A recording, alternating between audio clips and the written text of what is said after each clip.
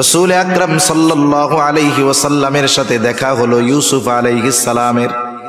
জিবরাইল আলাইহিস সালাম পরিচয় করায় দিলেন। নবীজি দুনিয়ায় আয়েশা ইউসুফ আলাইহিস সালামের সৌন্দর্যের বর্ণনাও করেছেন। এইবার শুরু হয়ে গেল চতুর্থ আসমানের সফর। চতুর্থ আসমানের দরজা খুলে দেওয়া হলো, ফেরেশতারা নবীজিকে অভিবাদন জানাইলেন। এরপরে চতুর্থ আসমানে দেখা হয়ে গেল ইদ্রিস আলাইহিস সালামের সাথে। জিবরাইল আলাইহিস সালাম পরিচয় করায় দিলেন। ইদ্রিস আলাইহিস সালাম অন্যান্য নবীদের মতো দোয়া করলেন। সফর শুরু হয়ে গেল পঞ্চম আসমানের। দরজা খুলে দেওয়া হলো, ফেরেশতারা নবীজিকে অভিবাদন জানাইলেন। পঞ্চম আসমানে গিয়ে সাক্ষাৎ হলো মুসা হারুন আলাইহিস সালামের সাথে। হারুন আলাইহিস সালাতু ওয়াস সালাম তার সাথে পরিচয় হলো, দোয়া কইরা দিলেন। এইবার সফর শুরু হয়ে গেল ষষ্ঠ আকাশের। আকাশের দরজা খোলা হলো। ষষ্ঠ আকাশে মুসা আলাইহিস সালামের সাথে দেখা হলো। জিবরাইল আলাইহিস সালাতু ওয়াস সালাম পরিচয় করায়া দিলেন। এইবার সপ্ত আকাশের দিকে নবীজিকে নিয়ে জিবরাইল আলাইহিস সালাম রওনা হয়ে গেলেন। সপ্ত আকাশের দরজা খুলে দেওয়া হলো, ফেরেশতারা অভিবাদন জানাইল।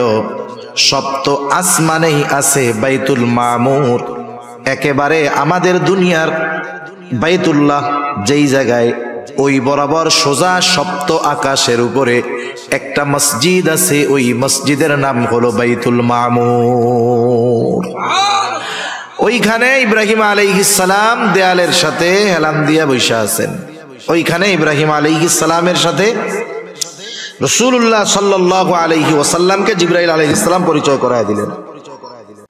পরিচয় হলো, বাইতুল মামুর হলো, ওইখানে দৈনিক ৭০,০০০ ফেরেশতা একবার কইরা তাওয়াফ করার সুযোগ পায়। করছে সাহাবায়ে কেরাম। ফেরেশতার সংখ্যা কত? নবীজি তখন বলছে, শোনো, এই সপ্ত আকাশের উপরে একটা মসজিদ আছে, একেবারে আমাদের এই বাইতুল্লাহর সোজা উপরে। ওইখানের মসজিদটার মধ্যে ফেরেশতারা তাওয়াফ করার জন্য ঢুকে। এইখানে যেমন তাওয়াফ হয়, ওইখানেও তাওয়াফ হয়। ফেরেশতার সংখ্যা কত? বলে যেই ৭০,০০০ ফেরেশতা একবার তাওয়াফ করে বের হয়, কিয়ামত পর্যন্ত ওরা আর ওই জায়গায় ঢোকার সুযোগ পাবে না। ফেরেশতা কত বেশি!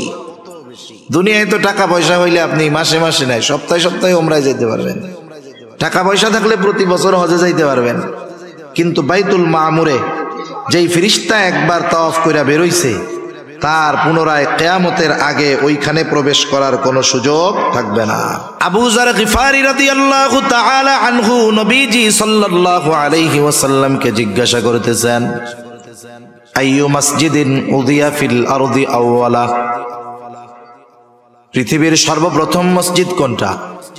নবীজি বলেন, আল মসজিদুল হারাম। মসজিদুল হারাম হলো পৃথিবীর প্রথম মসজিদ।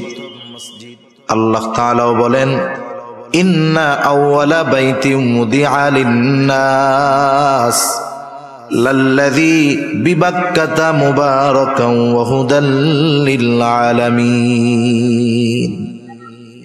মানুষের জন্য এই পৃথিবীতে প্রথম ঘর যেটা বানানো হয়েছে মক্কায় অবস্থিত। দুইটা বিষয় হতে পারে, মুফাসসিরিনে কেরাম বলেন, একটা হলো মানুষের ঘর হোক আর ইবাদতের ঘর হোক, এই ঘরই প্রথম ঘর, এর আগে কোনো ঘর দুনিয়াতে ছিল না। দুই নাম্বার হতে পারে মানুষের ঘর হয়তো আগেই হয়েছে, কিন্তু এটা দুনিয়ায় ইবাদতের প্রথম ঘর, প্রথম মসজিদ। তাহলে পৃথিবীর প্রথম মসজিদ হলো মসজিদুল হারাম। এরপরে তিনি প্রশ্ন করতেছেন, সুম্মা আইয়ুন, এরপরে কোনটা? নবীজি প্রশ্নের জবাবে বললেন, আল মসজিদুল আকসা। মসজিদুল আকসা। কাম কানা বাইনাহুমা, এই দুইটার মাঝে ব্যবধান কত বছরের? নবীজি বললেন, আরবাউনা সানা। এই দুইটার মধ্যে ব্যবধান হলো ৪০ বছরের। ৪০ বছরের ব্যবধানে এই দুইটা মসজিদ হইছে। এটা পৃথিবীর দ্বিতীয় মসজিদ।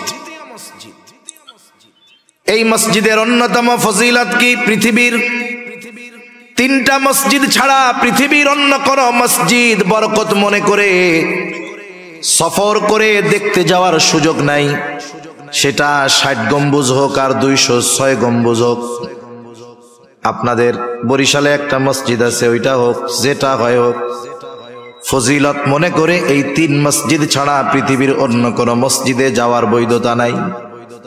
অনেক মানুষ এমন হয় 60 গম্বুজ মসজিদে গেছে ফজিলত মনে কইরা, জোহরের নামাজের সময় গিয়ে উপস্থিত হইছে, কিন্তু নামাজ কালাম কিছু পড়ে নাই, বাইরে দিয়া ঘুরছে আর বিড়ি টানছে। নামাজ কালাম শেষ, লোকজন বের হয়ে গেছে।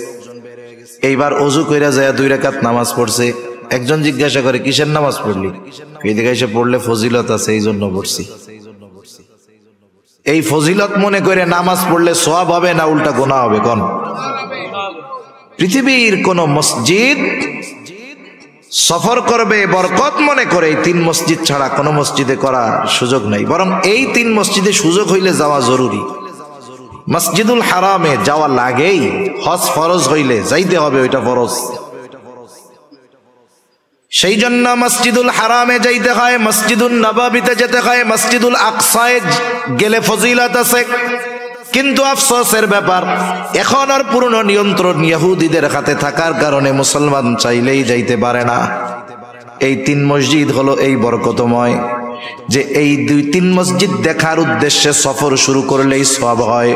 শুধু তাই না, এই 3 মসজিদে গিয়ে যদি নামাজ পড়া যায়, নবীজি বলেন বাইতুল্লাহ নামাজ পড়লে তার 1 রাকাতের সওয়াব 1 লক্ষ গুণ বাড়ায়া দেওয়া হয়। মসজিদুন নববীতে পড়লে 1000 গুণ বাড়ায়া দেওয়া হয়। মসজিদুল আকসায় 1 রাকাত নামাজ পড়লে ওর সওয়াব 250 গুণ পর্যন্ত আল্লাহ তাআলা বাড়ায়া দেয়।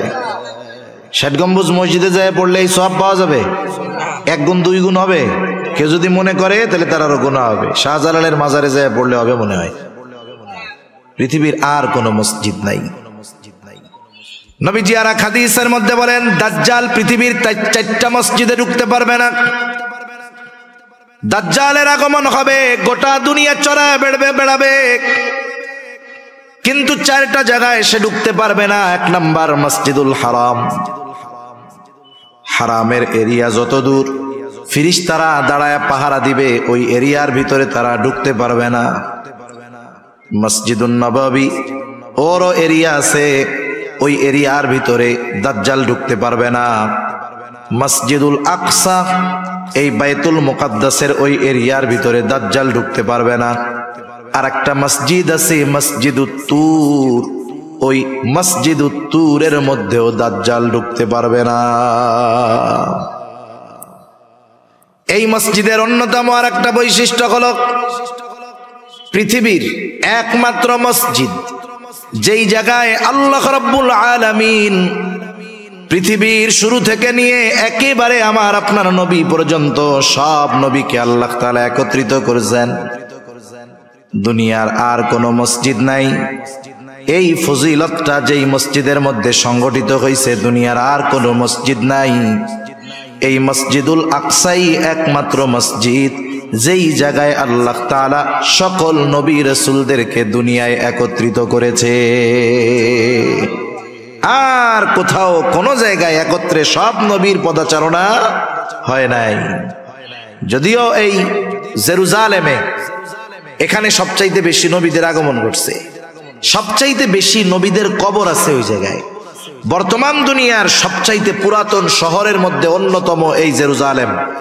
এইটা যে কতবার ভাঙছে আর কতবার গড়ছে, অনেকবার। সেজন্য এই মসজিদের সাথে মুসলমানদের হৃদয়ের ঈমানের আমলের সম্পর্ক আছে না নাই? আমি আলোচনাটা বেশি লম্বা করি নাই, কারণ আরো কিছু কথা বলবো, তো এই জন্য। এখন নবীজি আসলেন মসজিদুল আকসায়। ওইখানে একটা পাথর ছিল, বাহন বাঁধার পাথর। যেই নবী ওইখানে আসছেন, উনি তার সাওয়ারি ওই জায়গায় বাঁধছেন। ইংলিশ আধুনিক ভাষায় পার্কিং। নবীজি ওনার বাহনকে ওই জায়গায় বাইধা রাখছেন। এবার ওযু করলেন। ওযু কইরা নবীজি 2 রাকাত নামাজ পড়লেন। ইবনে কাসির রাহমাতুল্লাহি আলাইহি এখানে ব্যাখ্যা করেন যে এই জায়গায় 2টা মত পাওয়া যায়। একটা হলো নবীজি মেরাজের সফর শুরু করার আগে সব নবীর উপস্থিতিতে ওই জায়গায় উনি ইমামতি করছেন, এরপরে সফর শুরু করছেন। তিনি বলেন, কিন্তু পরবর্তী আলোচনার দৃষ্টিভঙ্গিতে মনে হয় এটা হয় নাই। কিভাবে হইছে? সকল নবীর উপস্থিতিতে নবীজি ইমামতি করেছেন, এটা ফেরার সময়। যাওয়ার সময় যদি ইমামতি করতেন তাহলে প্রত্যেক আসমানে যখন উঠছেন জিব্রাইল প্রত্যেক নবীর সাথে পরিচয় করায়া দিছে, তাহলে পরিচয় তো আগেই হয়ে গেছে, নতুন করে করায়া দেওয়ার দরকার কি ছিল? কথা বুঝেন নাই? এজন্য উনি বলতেছেন যে নবীজি ওইখানে গিয়ে 2 রাকাত নামাজ পড়লেন, এরপরে সফর শুরু হবে, ঊর্ধ্ব আকাশে সফর, মেরাজের সফর। মেরাজ অর্থ সিঁড়ি। এখানে বিশেষ সিঁড়ির মাধ্যমে আল্লাহ তাআলা আমার আপনার নবীজিকে জিবরাইল আলাইহিস সালামের সাথে সফর শুরু করাইছেন। রাসূলুল্লাহ সাল্লাল্লাহু আলাইহি ওয়াসাল্লামকে নিয়ে জিবরাইল আলাইহিস সালাতু ওয়াস সালাম সফর শুরু করে দিলেন।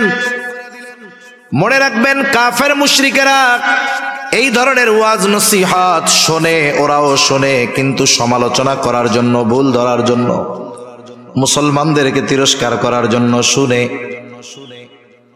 রাসূলুল্লাহ সাল্লাল্লাহু আলাইহি ওয়াসাল্লাম প্রথম আসমানের দরজার কাছে পৌঁছায় গেল। দরজায় আওয়াজ করলো জিবরিল। কে? বলে আমি জিবরিল। সাথে কে? বলে মুহাম্মাদুর রাসূলুল্লাহ সাল্লাল্লাহু আলাইহি ওয়াসাল্লাম। ওনাকে নিয়ে যাওয়ার অনুমতি দেওয়া হয়েছে। এইবার ফেরেশতারা নবীজিকে সালাম বিনিময় করলেন, অভিবাদন জানাইলেন। প্রথম আসমানে নবীজির সাথে দেখা হলো হযরত আদম আলাইহিস সালাতু ওয়াস সালামের। জিবরাইল আলাইহিস সালাম পরিচয় করায়া দিলেন। আদম আলাইহিস সালাম নবীজিকে দোয়া করলেন। সফর শুরু হলো দ্বিতীয় আকাশের। ওইখানে ফেরেশতারা দরজা খুলে দিল, অভিবাদন জানালো। দ্বিতীয় আসমানে ঈসা ইয়াহইয়া আলাইহিস সালাম এনরা পরস্পর হলেন খালাতো ভাই। ওনাদের সাথে দেখা হলো, পরিচয় করায়া দিলেন জিবরাইল আলাইহিস সালাম। উভয়ের সাথে কথোপকথনের পর তৃতীয় আসমানের দিকে সফর শুরু হয়ে গেল। এইবার তৃতীয় আসমানে ফেরেশতারা দরজা খুললো, অভিবাদন জানাইলো, স্বাগতম জানাইলো। তৃতীয় আসমানে রাসূল আকরাম সাল্লাল্লাহু আলাইহি ওয়াসাল্লামের সাথে দেখা হলো ইউসুফ আলাইহিস সালামের। জিবরাইল আলাইহিস সালাম পরিচয় করায়া দিলেন। নবীজি দুনিয়ায় আইসা ইউসুফ আলাইহিস সালামের সৌন্দর্যের বর্ণনাও করেছেন। এইবার শুরু হয়ে গেল চতুর্থ আসমানের সফর। চতুর্থ আসমানের দরজা খুলে দেওয়া হলো, ফেরেশতারা নবীজিকে অভিবাদন জানাইলেন। এরপরে চতুর্থ আসমানে দেখা হয়ে গেল ইদ্রিস আলাইহিস সালামের সাথে। জিবরাইল আলাইহিস সালাম পরিচয় করায়া দিলেন। ইদ্রিস আলাইহিস সালাম অন্যান্য নবীদের মতো দোয়া করলেন। সফর শুরু হয়ে গেল পঞ্চম আসমানের। দরজা খুলে দেওয়া হলো, ফেরেশতারা নবীজিকে অভিবাদন জানাইলেন। পঞ্চম আসমানে গিয়ে সাক্ষাৎ হলো মুসা হারুন আলাইহিস সালামের সাথে। হারুন আলাইহিস সালাতু ওয়াস সালাম, তার সাথে পরিচয় হলো, দোয়া কইরা দিলেন। এইবার সফর শুরু হয়ে গেল ষষ্ঠ আকাশের। আকাশের দরজা খোলা হলো। ষষ্ঠ আকাশে মুসা আলাইহিস সালামের সাথে দেখা হলো। জিবরাইল আলাইহিস সালাতু ওয়াস সালাম পরিচয় করায়া দিলেন। এইবার সপ্ত আকাশের দিকে নবীজিকে নিয়ে জিবরাইল আলাইহিস সালাম রওনা হয়ে গেলেন। সপ্ত আকাশের দরজা খুলে দেওয়া হলো, ফেরেশতারা অভিবাদন জানাইলো।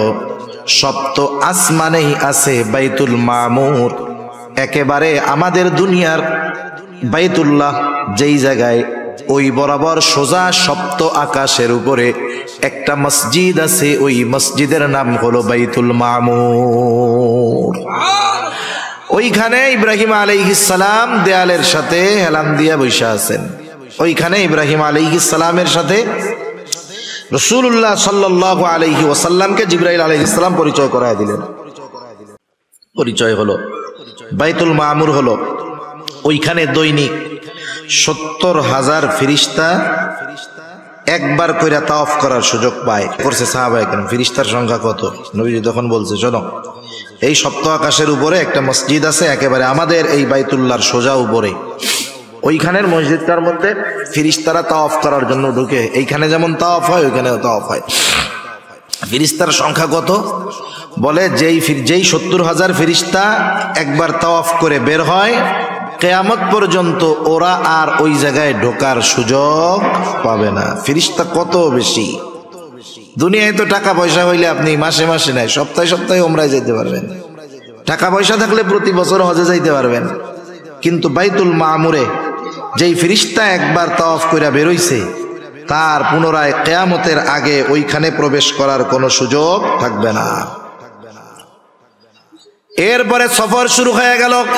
জিবরাইল আলাইহিস সালাতু ওয়াস সালামের সাথে চলতেছে সফর। পৌঁছায় গেলেন সিদরাতুল মুনতাহায়, একেবারে সীমান্তের বড়ই গাছের কাছে। তার মানে এরপরে আর কারো যাওয়ার অনুমতি নাই। জিবরাইল আলাইহিস সালাতু ওয়াস সালাম বলতেছে, ইয়া রাসূলুল্লাহ, এই পর্যন্ত আমার সফর শেষ।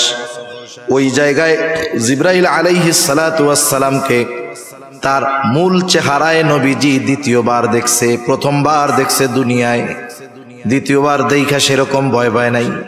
আগে যদি না দেখতো, প্রথমবার যদি দেখতো ভয় পাওয়া যাইতো। নবীজি বলেন তার 600 ডানা আছে। কয়শো ডানা? 600 ডানা। বলতেছি, ইয়া রাসূলুল্লাহ, এই যে আমার সফর শেষ, আমি আর আপনার সাথে যাইতে পারবো না। ওইখান থেকে বিশেষ ব্যবস্থাপনায় আল্লাহ তাআলা আমার আপনার নবীজিকে নিয়ে গেছেন একেবারে ওনার কাছে। কত কাছে? বলে ফাকানা কাবা কাউসাইনি আও আদনা, এক ধনুক পরিমাণ দূরত্ব অথবা তার চাইতে আরো কম। এত নিকটে আমার আপনার নবীজিকে আল্লাহ তাআলা নিয়ে গেছেন। সুবহানাল্লাহ বলেন। এখন কথোপকথন হইছে। নবীজি ওইখানে গিয়েও উম্মতের কথা বলেন নাই। সর্বশেষ আল্লাহ তাআলার পক্ষ থেকে নবীজিকে 50 ওয়াক্ত নামাজ হাদিয়া দেওয়া হয়েছে উম্মতের জন্য। কয় ওয়াক্ত?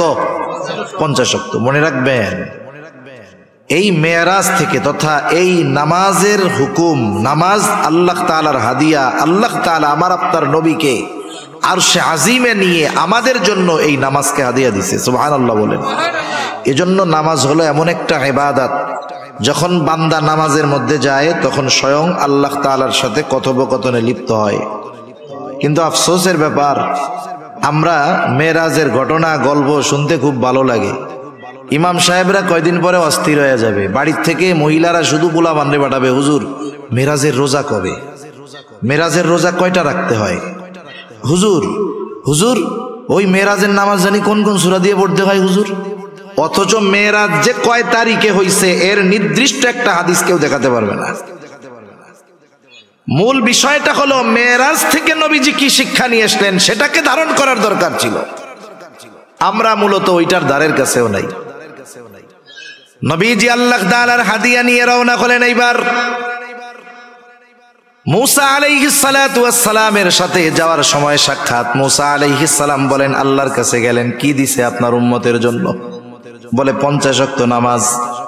বলে আপনি আল্লাহর কাছে গিয়ে দরখাস্ত করেন, আপনার উম্মত এটা পালন করতে পারবে না, আপনি যান। নবীজি গিয়া বললেন, আল্লাহ আমার উম্মতের জন্য কষ্টসাধ্য হয়ে যাবে। বলে দিল 10 কমায়া আল্লাহ। আল্লাহ তাআলা 10 রাকাত কমায়া দিলেন, থাকলো 40। আবার আসছে, কি হইছে? কয় 40 ওয়াক্ত। বলে আবার যান। আল্লাহ তাআলার কাছে নবীজি আবার ফরিয়াদ করলেন, কমায়া দেওয়া হলো আরো 10, 30। এইবার কয় কত? কয় 30। বলে আবার যান, পারবে না। নবীজি আবার গেলেন, এইবার কইমা হইল 20। বলে আবার যান, এইবার হইল 10। বলে শুনেন, পারবে না, আপনি আবার যান। এইবার আল্লাহ তাআলা আরো 5 কমায়া দিলেন, বাকি আছে 5। এই 5 নিয়ে ফিরে আসার সময় আবার মুসা আলাইহিস সালামের সাথে দেখা। বলে কি খবর? বলে 5 ওয়াক্ত নামাজ। বলে আপনার আগে আমি আমার উম্মতদেরকে পরিচালনা করেছি, আপনার উম্মত এইটাও পারবে না। নবীজি বলেন, আমার যাইতে লজ্জা লাগে। কতজন মনে মনে কবে যে কেন যে নবীজি আবার গেল না? তাহলে খালি জুম্মার নামাজটা থাকলে আর কিছু লাগতো না, কি কন? ওই পাবলিকও আছে, আফসোস করেন না যে কেন নবী গেল না। গেলে হয়তো এবার আল্লাহ তাআলা কইতো যে 1 রাকাত 1 ওয়াক্ত সারাদিনে, আর নাইলে খালি জুম্মা যান। কি মজাটা হইতো। এই ওই জুম্মাটা যদি হইতো দেখতেন, ওইটাও যে পরিমাণ লোক হয় ওইটা তখন আর হইতো না। এটা সত্য কথা। আল্লাহু আকবার। আল্লাহ তাআলা জানায়া দিলেন, পয়গম্বর ওয়াক্ত 5টা ঠিক আছে, কিন্তু আমি আল্লাহ তো দিয়েছিলাম 50। এই জন্য আপনার উম্মত 5 ওয়াক্ত নামাজ পড়বে। যে পড়বে তার এই নামাজের সওয়াব কমপক্ষে 10 গুণ বাড়ায়া 50 ওয়াক্তের সওয়াব দেওয়া হবে। ইবনে কাসির রাহমাতুল্লাহি আলাইহি বলেন, নবীজি যখন ফিরতেছেন, বলেন তো মেহমান আসছে আপনার বাড়িতে, মেহমান আসলে, মেহমান যখন চইলা যায়, সুন্নাত হইল মেহমানরা একটু কি কইরা দেওয়া, আগায়া দেওয়া। ইবনে কাসির রাহমাতুল্লাহি আলাইহি বলেন, যখন সব নবীরা নবীজিকে আগায়া দিতে আসছে, ওই সময় সবাই বাইতুল মুকাদ্দাসে একত্রিত হইছে। আল্লাহ তাআলা ওই সময় সবাইকে একত্রিত করছেন। নবীজি আবার 2 রাকাত নামাজ পড়বেন, সবাই দাঁড়ায় আছে। নামাজ পড়াবে কে? জিবরাইল আলাইহিস সালাম নবীজিকে সামনে ঠেলা দিয়া বলল, আপনি আজকে ইমামতি করবেন। সুবহানাল্লাহ। নবীদের ইমাম, ইমামুল আম্বিয়া আমরা বলি, নবীদের নবী বলি। এর দ্বারা আল্লাহ তাআলা আমার আপনার নবীজির শ্রেষ্ঠত্বকে প্রত্যেকটা নবীর উপরে প্রতিষ্ঠিত করেছেন। সুবহানাল্লাহ বলেন। আল্লাহ তাআলাও তো বলছেন যে রূহের জগতে সব নবীদের থেকে আমার আপনার নবীজির নবুয়াতির স্বীকৃতি আল্লাহ তাআলা সব নবীদের থেকে নিয়েছেন। এইবার নবীজি সফর শেষ করে আসছেন। পরের দিন সকালবেলায় উপস্থিত সাহাবা একরামের কাছে মেরাজের ঘটনা বর্ণনা করতেছেন। মেরাজ হইছে সশরীরে, কোনো সন্দেহ নাই। ব্যাখ্যা বিশ্লেষণ করা যাইতো, কিন্তু সময় সুযোগ কোনোটাই নাই। এইবার নবীজি যখন মেরাজের ঘটনা বলতেছে যে আমাকে রাতের বেলায় মসজিদুল হারাম থেকে মসজিদে আকসায় নেওয়া হইল, ওইখান থেকে সপ্ত আকাশ পাড়ি দিয়ে নামাজ গাদিয়া দিয়ে পাঠানো হইছে। এইবার আবু জেহেল কাফের উতবা সাহেবা শুইনা কয়, পাইছি, আগের যা হোক মানুষ বিশ্বাস করছে, এটা কেউ করবে না। খুঁজতেছে, আবু বকর তো নাই দেখা যায়। হ্যাঁ, তাইলে এই খবর আগে আবু বকরের কাছে গিয়া বলি যে আবু বকর, কারে বিশ্বাস করো, উনি তো এরকম এরকম কথা বলছে। ওরা গিয়া আবু বকর রাদিয়াল্লাহু তাআলা আনহুর কাছে বলছে। আবু বকর রাদিয়াল্লাহু তাআলা আনহু বলেন, এ কথা কি আল্লাহর রাসূল নিজ জবানে বলছে? বলে হ্যাঁ। বলে নবীজি যদি বলে থাকে এটা যে সত্য, কোনো সন্দেহ নাই। আশার গুড়ে বালি, ফিরে আসছে, কেমনে ঠেকানো যায়? বলেন তো, আমি যদি কেউরে জিজ্ঞাসা করি, যাদের 2-3 তালা মসজিদ আছে, অনেক মুসল্লি 5 ওয়াক্ত নামাজ পড়ে, তারা যদি জিজ্ঞাসা করা হয়, বলেন তো আপনার মসজিদের সিঁড়ি কয়টা, সে বলতে পারবে না। দরজা জানলা কয়টা, বলতে পারবে না। নবীজি বাইতুল মুকাদ্দাসে আগে কোনোদিন যায় নাই, গেছে ওইটুক সময়ের জন্য। এইবার কাফেররা চিন্তা করতেছে কেমনে অবিশ্বাস করানো যায়। বাইতুল মুকাদ্দাস যদি যাইয়াই থাকে, অনেকগুলো পলিসি নিছে, এর মধ্যে একটা পলিসি জিজ্ঞাসা করতেছে, বলো বাইতুল মুকাদ্দাসের দরজা কয়টা, জানালা কয়টা, সিঁড়ি কয়টা? নবীজি কি এই জানালা, দরজা, সিঁড়ি এটা গুনতে গেছে নাকি? এখন নবীজি যদি না বলতে পারে, কাফেররা তো সুযোগ পেয়ে গেছে যে তাইলে নবী মিথ্যা কথা কইতেছে। জিজ্ঞাসা করেছে যখন, নবীজি চিন্তায় পড়ে গেছেন, কি করা যায়। বুখারীর হাদিস। কাফেররা তো চিন্তা করতেছে জবাব তো দিতে পারবে না, যদি যাইয়াও থাকে তাও পারবে না, কারণ কেউ দরজা, সিঁড়ি, জানালা গুনতে যায় না। নবীজি চিন্তা করে, না বললে পারলে তো বিশ্বাস করবে না। এই ঘটনার পরে কিন্তু অনেক ইমানদারের ঈমান নড়বড়ে হয়ে গিয়েছিল। নবীজি বলেন, কি হইল? বলে, ফাজালাল্লাহু লি বাইতুল মুকাদ্দাস ফাতাফিকতু উখবিরুহুম আন আয়াতিহি ওয়া আনা আনজুরু। যখন আমি চিন্তা করতেছি কি হবে, আল্লাহ তাআলা গোটা বাইতুল মুকাদ্দাস আমার সামনে এনে উপস্থিত করলেন, আর আমি প্রত্যেকটা বিষয় গুনে গুনে কাফেরদের প্রত্যেকটা প্রশ্নের জবাব আমি দিয়ে দিলাম। সেজন্য সম্মানিত শুধু আলোচনা আর নয়, সর্বশেষ বিষয় হলো নবীজি সাল্লাল্লাহু আলাইহি ওয়াসাল্লামের মেরাজের শিক্ষা, মেরাজের হাদিয়া নামাজ। এটা আমাদেরকে যথাযথভাবে নিজের জীবনের সাথে ফিট করতে হবে। 2 নম্বর বিষয়, এই মসজিদুল আকসা, বাইতুল মুকাদ্দাস, যেটার সাথে মুসলমানদের ঈমানের সম্পর্ক, আমলের সম্পর্ক, যদি কখনো এমন সুযোগ হয় এই মসজিদের পবিত্রতা রক্ষার্থে জালেমদের বিরুদ্ধে জীবন বাজি রেখে জিহাদ করতে হয়, লড়াই করতে হয়, তাহলে ওই লড়াইয়ে যদি অংশগ্রহণের সুযোগ থাকে, কোন কোন ইমানদার আছেন জীবন বাজি রেখে ওই লড়াইয়ের জন্য তৈয়ার আছেন? নারায়ে তাকবীর, নারায়ে তাকবীর। মাশাআল্লাহ, হাত নামাই। একটা কাজ করবেন, সর্বশেষ কথা, প্রত্যেকের ঘরে একটা বাইতুল্লাহর ছবি, একটা মদিনার ছবি, সবুজ গম্বুজের ছবি, আর একটা মসজিদুল আকসার ছবি রাখবেন। তাহলে কি হবে? ছোট বাচ্চা জিজ্ঞাসা করবে, এই তিনটার সংক্ষিপ্ত ইতিহাস জানবেন, জিজ্ঞাসা করবে আব্বু এটা কি, আপনি বলবেন এটা কাবা, এটা আল্লাহর ঘর, এদিক ফিরে আমরা নামাজ পড়ি, এটা পৃথিবীর প্রথম ঘর, এই ঘরের মধ্যে নামাজ পড়লে 1 লক্ষ গুণ সওয়াব হয়। এরকম কিছু তথ্য আপনার জানা থাকবে। আপনি যখন বারবার তাকে ওইগুলো রিপিট করবেন, ওই ঘরের প্রতি মহব্বত তার অন্তরের মধ্যে পয়দা হবে, ঠিক কিনা বলেন? মদিনার ছবি রাখবেন, বলবেন এইটা কি, বলবেন আব্বু এটা হলো মসজিদুন নববী, এই যে সবুজ গম্বুজটা দেখো এর নিচেই তোমার নবীজির রওজা, ওইখানে নবীজি শুয়ে আছে। তুমি জানো এখান থেকে যদি আমরা সালাম দেই ফিরিস্তারা সালাম পৌঁছায় দেয়, আর তুমি যদি ওই জায়গায় গিয়ে সালাম দিতে পারো নবীজি জবাব দিবে। আর যদি তুমি অনেক ভালো মানুষ হতে পারো তাহলে নবীজি সালামের জবাব দিলে হয়তো তুমি নিজেও শুনতে পারবে। এই যে তার ভিতরে ভালো হওয়ার আগ্রহ উদ্দীপনা তৈরি করে দিবেন। সাথে সাথে মসজিদুল আকসা এর সংক্ষিপ্ত ইতিহাস জেনে রাখবেন। জিজ্ঞাসা করলে বলবেন আব্বু এটা আমাদের প্রথম কেবলা, এদিকে ফিরে আমরা আগে নামাজ পড়তাম, এরপরে ওইটাতে ফিরি, এটার মধ্যে গেলে এই সওয়াব আছে, এখান থেকেই নবীজি মেরাজ করেছেন। এই যে আপনি যখন ও দেখবে বারবার, ওগুলোর প্রতি মহব্বত ভালোবাসা জাগ্রত হবে। রাখা যাবে তো ইনশাআল্লাহ, রাখা যাবে তো ইনশাআল্লাহ। সেজন্য মসজিদুল আকসার মহব্বত আল্লাহ আমাদের অন্তরে ঢেলা দেন, মসজিদুল নববী মসজিদুল হারামের মহব্বত আল্লাহ আমাদের অন্তর দিয়ে ভরপুর করে দেন। সাথে সাথে নবীজির পাঠানো মেরাজের হাদিয়া, এটা যেন আমরা যথাযথভাবে রক্ষা করতে পারি, আল্লাহ তাআলাও আমাদের সেই তৌফিক দান করেন। সকলে বলি আমিন।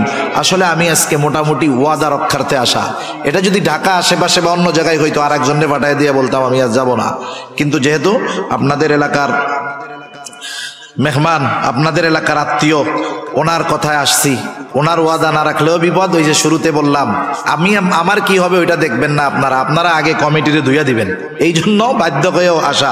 দোয়া করবেন, আল্লাহ তাআলা যদি সামনে চায় ইনশাআল্লাহ আসবো।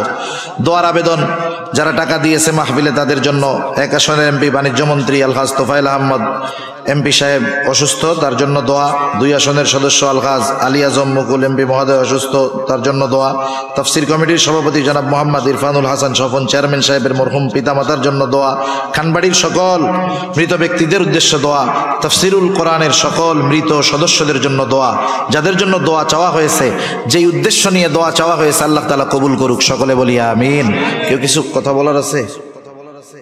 কিছু বলবে? আর আমরা দুরূদ শরীফ পড়ি। আগামী দিন মাহফিল আছে, আমাদের বন্ধুবর মুফতি আব্দুর রহমান বেতাগী সাহেব আসবেন। আমি তো ঠান্ডা ঠান্ডা বলছি, উনি আরো উদ্দীপনার সাথে আলোচনা করেন। আপনাদের এখানে আগেও আসছেন। আবার পরিচিত মুখ, নতুন নতুন, অতি পরিচিত না হলে আসলেও মানুষও চিন্তা করে কি না কি বলবে। যেহেতু উনি পরিচিত মুখ, আপনারা আসবেন, আগামী দিন বন্ধু বান্ধবদেরকে দাওয়াত করে নিয়ে আসবেন। আল্লাহুম্মা সাল্লি আলা মুহাম্মদ ওয়া আলা আলি মুহাম্মাদিন কামা সাল্লাইতা আলা ইব্রাহিম ওয়া আলা আলি ইব্রাহিম ইন্নাকা হামিদুম মাজিদ। আল্লাহুম্মা বারিক আলা মুহাম্মাদিন ওয়া আলা আলি মুহাম্মাদিন কামা বারাকতা আলা ইব্রাহিম ওয়া আলা আলি ইব্রাহিম ইন্নাকা হামিদুম মাজিদ। আলহামদুলিল্লাহি রাব্বিল আলামিন ওয়াল আকিবাতু লিল মুত্তাকিন ওয়াস সালাতু ওয়াস সালামু আলা খায়রি খালকিহি মুহাম্মদ ওয়া আলা আলিহি ওয়া আসহাবিহি আজমাইন। ও রব্বুল আলামিন, আজকের এই মাহফিল আপনি কবুল আর মঞ্জুর করে নেন। বিগত দিনের মাহফিলগুলো কবুল করে নেন। আল্লাহ আরো একদিন বাকি আছে, সুন্দরভাবে সমাপন করার তৌফিক আল্লাহ আপনি দিয়ে দেন।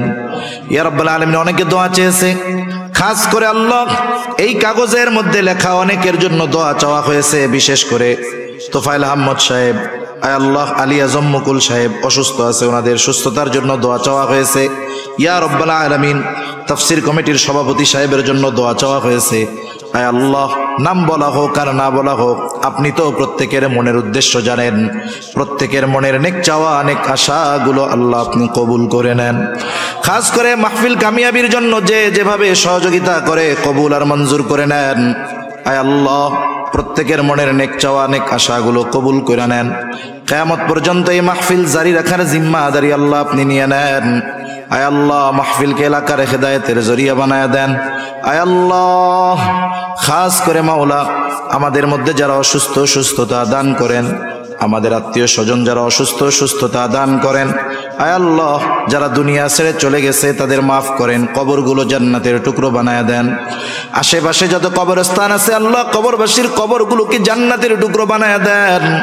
ইয়া রাব্বাল আলামিন, খাস করে আমাদের যাদের মা বাবা দুনিয়া ছেড়ে চলে গেছে, গুনার কারণে যদি কারো মা বাবার কবরে আযাব হয়, কবরের আযাব মাফ করে দেন, কবরগুলো জান্নাতের টুকরো বানায় দেন।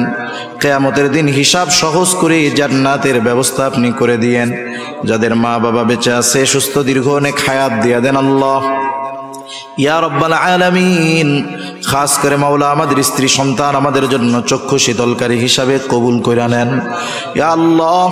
তামাম দুনিয়ার মুসলমানদের হেফাজত করেন, জালেমগুলারে হেদায়েত দেন, হেদায়েত না থাকলে তাদের ব্যাপারে আসমানি ফয়সালা গ্রহণ করেন ইয়া রব্বাল আলামিন।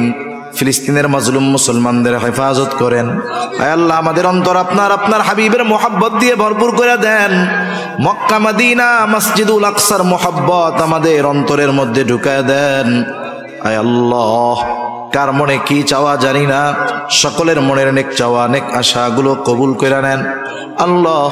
জীবনের অন্তিম সময় যখন মালাকুল মউত মৃত্যুর পয়গাম নিয়ে হাজির হবে, আমাদের সকলের জবানে আপনি তাওহীদের কালিমা নসিব করে দিয়েন।